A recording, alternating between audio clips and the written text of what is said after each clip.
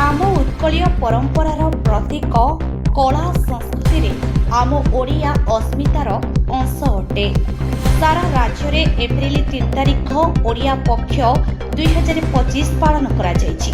सेही दिन ठारू एक पक्ष अर्थात 15 दिन पर्यंत विभिन्न कार्यक्रम करा जाई एही पक्ष पालन करा जाउछि।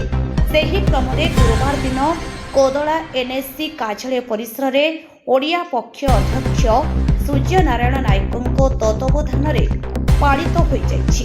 एही अवसर में कोदला एनएससी और आखपाख अंचलर अनेक कलाकार को उपढौकन और मानपत्र प्रदान करी सम्मानित करथिले अध्यक्ष, उपाध्यक्ष और काउंसिलर।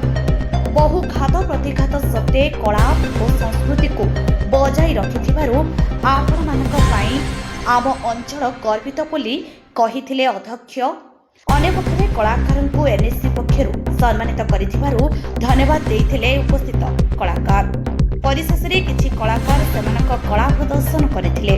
ओडिया पक्ष पालन आम समस्तक पई गर्व और गौरव बोली कहिछंती अध्यक्ष। कोदलारू कृष्णचंद्र पलाईंक रिपोर्ट, आवाज ओडिशा।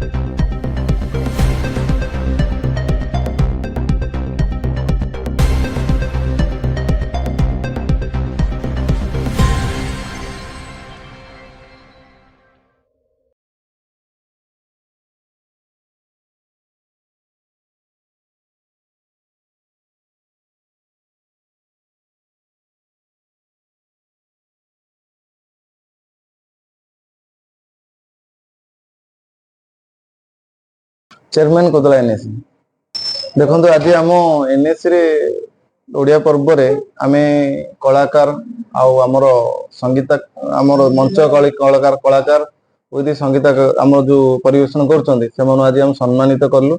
आउ सम्मानित कला समय आम बहुत गर्व फील लगिला। आमर काउंसिलर भाई माने सब थिले, वाइस चेयरमैन थिले, आउ सेमाने बहुत खुशी हेले। जाहो आम कोदला एनएससी रे सेमानर पाद पला आम मानू भी बहुत खुशी लगिला आउ गर्व फील लगिला।